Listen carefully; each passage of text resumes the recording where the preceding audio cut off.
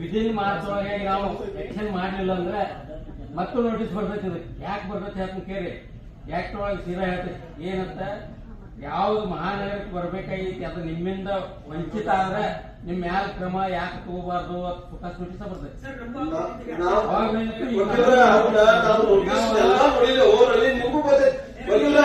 ಇದಕ್ಕಿಂತ ನಮ್ಗಿಂತ ನೀವು ಭಾಷೆ ನೋಟಿಸ್ ಉತ್ತರ ಕೊಡಕ ನಾವೇ ಉತ್ತರ ಕೊಡುದ.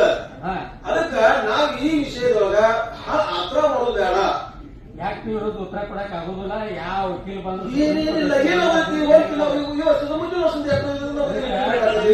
ಒಂದೇನೋ ತಾವುದಾರಿ ಉಳಿದಾರು ಲೀಗಲ್ ಕನ್ಫರ್ಮ್ ಆಗ್ಬೇಕಾದ್ರೆ ಚರ್ಚೆ ಮಾಡು. ಇದೇನೈತಿ 8% ಮಾಡೋದು ಅನ್ನೋದು ಡಿಸ್ಕಷನ್ ಮಾಡಿ ಹೇಳ್ಬಿಡ್ರಿ, ಪಾಸ್ ಮಾಡ್ಕೊಂಡು ಕೆಲಸ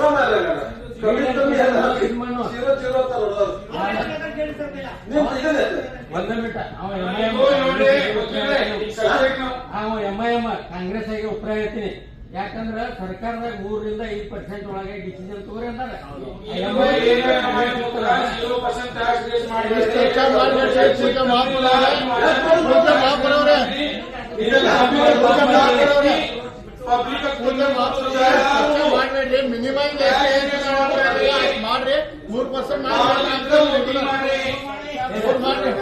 ಮಿನಿಮಮ್ ಮಾಡ್ರಿ 3% ವೋಟಿಂಗ್ ಮಾಡಿ.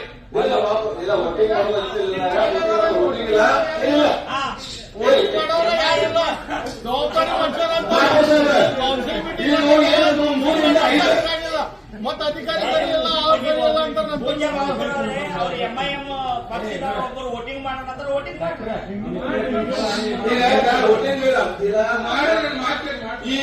ಸಾಹೇಬ ಈಗ 3 to 5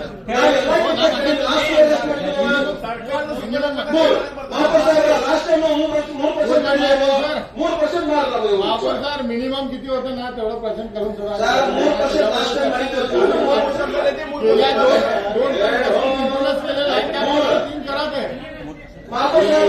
लास्ट टाइम 3 ಮಾಡಿದ್ರಿ, ಈಗ 3 ಮಾಡಿ.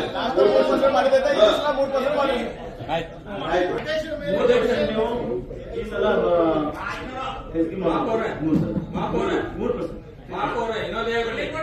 ಬೆಳಗಾವ ಜನತೆಗೆ ಪಡೆಯುತ್ತೆ, ಅದಕ್ಕೆ ಸಹಮತ ಕೊಟ್ಟಾರೆ.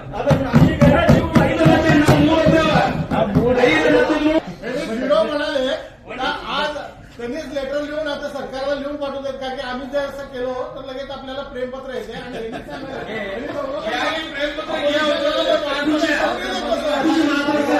ನಾವು ಪ್ರೇಮಪತ್ರ ಕೊಡಿಸಿದ್ರೆ ಯಾವಾಗ ಕೊಡಿಸಿದ್ವಿ